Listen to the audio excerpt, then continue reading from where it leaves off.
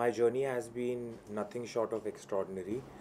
Considering this is my first year in the television industry, in the OTT space, in the reality show space, I think I am truly blessed कि मुझे एकता ने ये मौका दिया, Endemol और Old Balaji ने ये मौका दिया. It's very special. My very first reality show. It's always going to stay with me. और शो के विनर मुनावर के बारे में आपका क्या कहना है? मुनावर एक स्पेशल इंसान है. ये शो उसी के नसीब में लिखा था और मैं चाहती थी कि ये शो वही जीते, और जब वो शो जीता तो मुझे लगा कि मैं भी जीत गई. तो शो में एक मोमेंट था जिसमें निशा जी ने आपका काफ़ी साथ दिया था और कर्णवीर को डांटा गया था उस चीज़ के लिए, तो उसके बारे में आपका क्या कहना है? जब भी कोई LGBTQ रिलेटेड टॉपिक शो में आया था, मैंने यही चाहा था कि उस टॉपिक को मैं एक सेंसिटिविटी से, एक डिग्निटी से, एक ग्रेस से सॉल्व करूं, ना कि झगड़ा करके और मुद्दा बना के. लेकिन मुझे ऐसे लगा कि मेरे से ज़्यादा बाकी के जो कैदी थे वो उसका फ़ायदा उठा रहे थे और फुटेज के लिए, दिखने के लिए वो उसका मुद्दा बनाते थे. मेरी कोशिश वो नहीं थी. मैं चाहती थी कि ये जो टॉपिक है उसको सेंसिटिवली हैंडल किया जाए.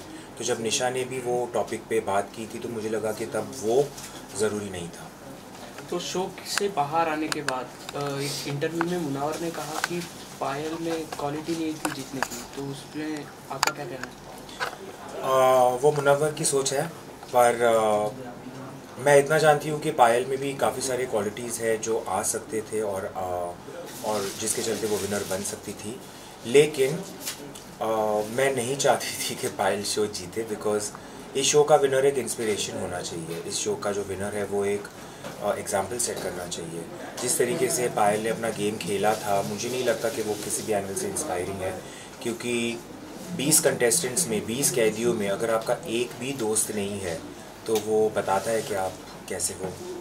तो आप नहीं चाहती थी पायल को जीतना, तो आप मुनव्वर को ही विनर बनते देखना चाहती थी या किसी और को? मेरे जो दोस्त बने थे शो में, मुनव्वर, पूनम, अंजलि, मैं इनमें से कोई भी अगर शो जीता तो बहुत खुश होती.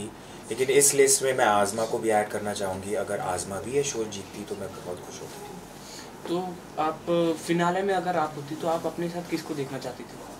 फिनाले में अगर मैं होती तो डेफिनेटली अगर मैं मुनव्वर के सामने जीतती तो ये बहुत मज़ा आता है. सो आप जब वापस अंदर आई तो आपने कहा कि मुनव्वर को आप सपोर्ट करने जा रही हो, तो इस बात में कितनी सच्चाई थी? इस बात में कितनी सच्चाई थी वो तो रिज़ल्ट आपने देख ही लिया है. जिस तरीके से मुझे ट्रोल किया जा रहा था कि मैं शो में खुद के लिए ना जाके किसी और के लिए जा रही हूँ, अगर उस सब का सामना करके भी मैं जो मेरे दिल की बात है वो कर रही थी, goes to show a lot about me. मैं चाहती थी कि मैं जितनी हो सके मेरी दोस्तों की हेल्प करूँ, ना सिर्फ मुनव्वर की बट पूनम की भी. इसलिए जब जो लास्ट अरीना टास्क हुआ था, मैंने ये भी कहा था कि आप प्लीज़ मुझे लॉकआउट कर दो और पूनम को रखो, क्योंकि मेरी लाइफ में मुझे पता है दोस्तों की अहमियत क्या है. और मैं ये भी दिखाना चाहती थी कि रियलिटी शो में कुर्बानी नाम की भी एक चीज़ होनी चाहिए.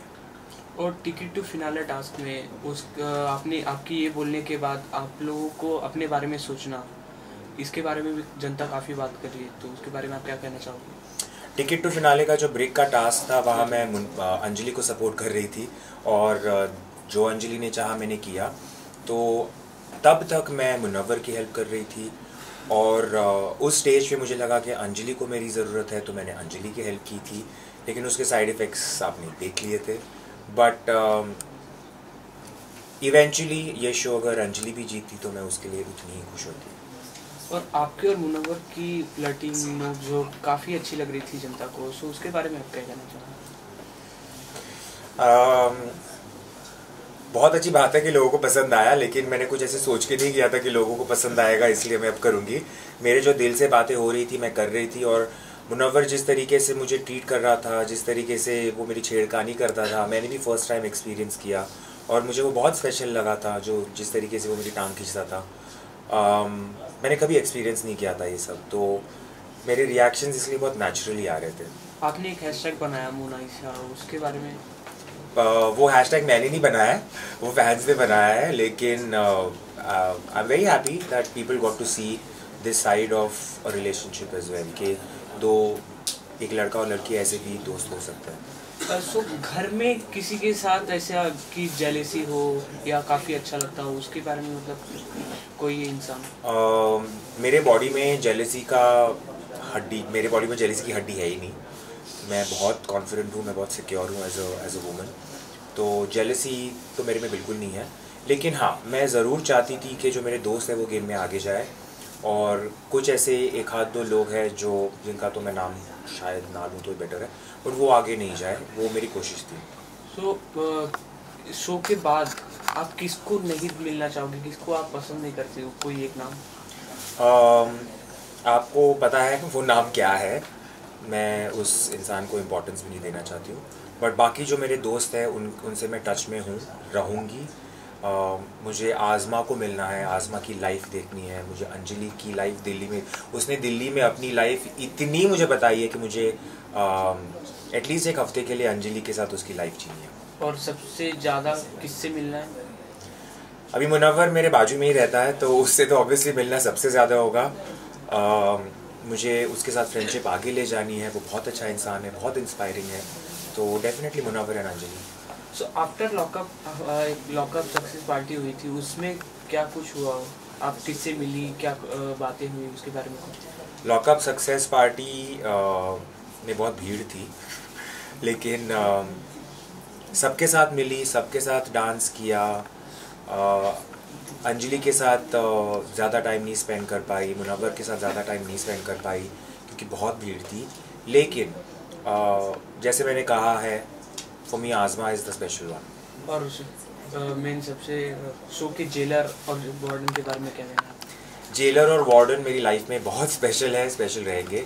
मुझे याद है जब करण फर्स्ट टाइम आए थे, उसके बाद भी उन्होंने जिस तरीके से मुझे सपोर्ट किया, जिस तरीके से मुझे गाइडेंस देते थे, ही इज़ रियली इंस्पिरेशनल।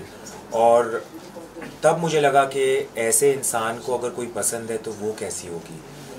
तो जब मैं तेजस्वी से मिली तो मुझे लगा कि completely understand why these two people are together. They are very special. So after lockup क्या क्या चेंजेस देखने को मिलेगा हमें आप में? सबसे बड़ा चेंज तो ये दिखेगा कि मैं एक ऐसी इंडस्ट्री में घुस रही हूँ जो नई है मेरे लिए। तो जिस तरीके से वेदर वो टीवी स्पेस हो, रियलिटी शो स्पेस हो या मूवीज़ हो, मेरे लिए नई जगह है, तो मुझे देखना है कि ये कैसे रहेगा मेरे लिए। So अगर आपको कोई कुछ बोलता है तो आप उसको फेस कैसे करती हो? इन रियल लाइफ मैं ऐसे इंसान को मेरे लाइफ में आने ही नहीं देती हूँ, क्योंकि मुझे लगता है कि ऐसे बहुत इंसान होते हैं जो नेगेटिविटी लेके आते हैं, और मेरे लाइफ में ऐसे इंसानों के लिए जगह भी नहीं है। और इसके अलावा हम आपको किसी शो में देखेंगे या आप जाना चाहती हो?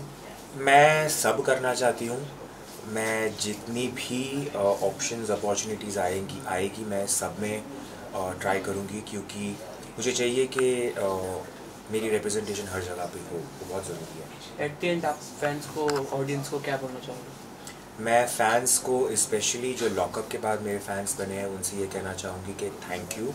आपने जो भर भर के मुझे वोट किया है, उसके चलते मैं शो नहीं जीती, लेकिन मैं लाइफ में जो सब जीतने वाली हूँ वो आपकी वजह से। Thank you so much. Thank you.